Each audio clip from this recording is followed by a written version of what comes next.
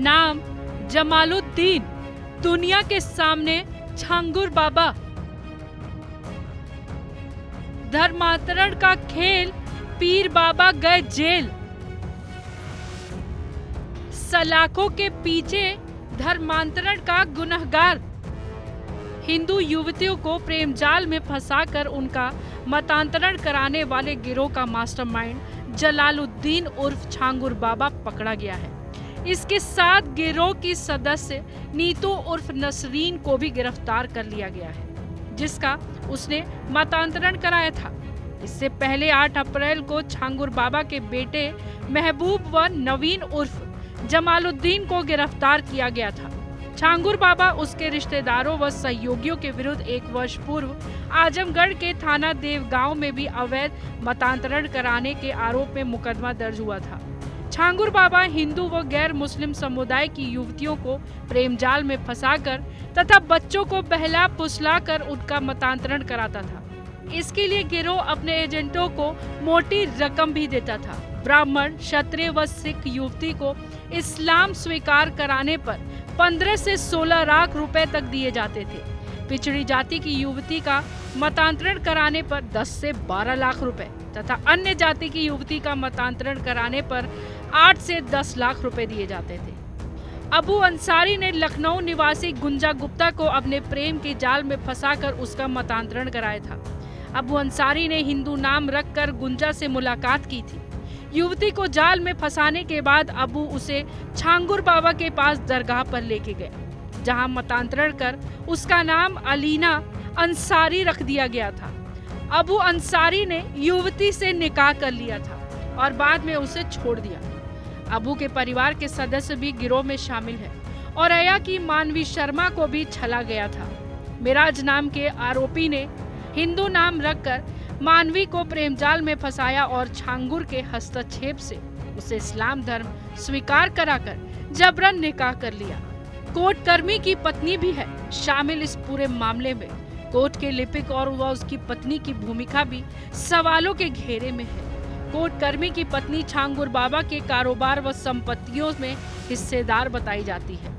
मामले की गहनता से छानबीन में कई बड़ों की मुश्किलें भी बढ़ सकती है। संगठित रूप से अवैध मतांतरण कराने वाले इस गिरोह के अलग अलग संस्थाओं के नाम पर खुलवाए गए 40 बैंक खातों में विदेश से 100 करोड़ रुपए से अधिक की फंडिंग हुई है। बलरामपुर के उतरौला क्षेत्र में रहने वाला छांगुर बाबा खुद को पीर बाबा और सूफी हजरत बाबा जलालुद्दीन होने का दावा करता था। गिरोह के सदस्यों के इस्लामिक देशों में 40 से अधिक यात्राएं करने की बात भी सामने आई है। विदेश में होने वाली फंडिंग की रकम के जरिए गिरोह हिंदू युवतियों को छल कपट व किसी मुकदमे में फंसाने का भय दिखाकर व बच्चों को प्रलोभ देकर मुस्लिम धर्म स्वीकार कराने का कृत्य कर रहा था।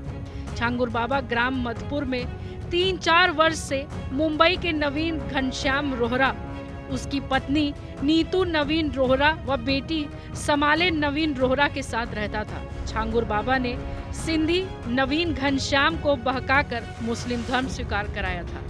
उसकी पत्नी नीतू व बेटी समाले का भी इसी प्रकार मतांतरण कराया गया था। नवीन का नाम बदलकर जलालुद्दीन, नीतू का नसरीन व समाले का सबीहा रख दिया था। छांगुर बाबा तीनों के साथ चांद औलिया दरगाह के बगल में रहकर अवैध मतांतरण का गिरोह संचालित कर रहा था। उसने सीजरे तैबा नाम से एक किताब भी छपवाई थी, जिसके जरिए इस्लाम का प्रचार प्रसार करता था। गिरोह में छांगुर बाबा, महबूब, पिंकी हरिजन, हाजिरा शंकरा, एमेन रिजवी, सगीर, नीतू रोहरा व अन्य लोग शामिल हैं। छांगुर बाबा के करीबी नवीन ने पत्नी व बेटी के साथ वर्ष 2015 में दुबई जाकर इस्लाम धर्म स्वीकार किया था। दुबई सरकार द्वारा जारी प्रमाण पत्र भी मिला था। 7वीं पास नवीन ने वर्ष 2016 से 2020 के बीच 19 बार दुबई की यात्रा की।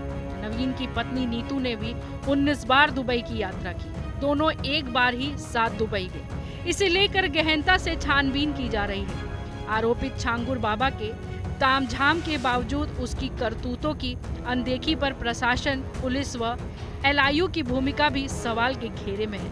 बलरामपुर के थाना उतरौला क्षेत्र के ग्राम मधुपुर में पीर साहब, नसरीन, जमालुद्दीन, महबूब व अन्य नामों से कई संदिग्ध व्यक्तियों के रहने, विदेशी फंडिंग से 1 वर्ष के भीतर करोड़ों रुपए की संपत्ति जुटाने, शोरूम व आलीशान बंगला बनाने, लग्जरी गाड़ियां खरीदे जाने की शिकायत मिली थी, जिसकी जांच एटीएस ने की।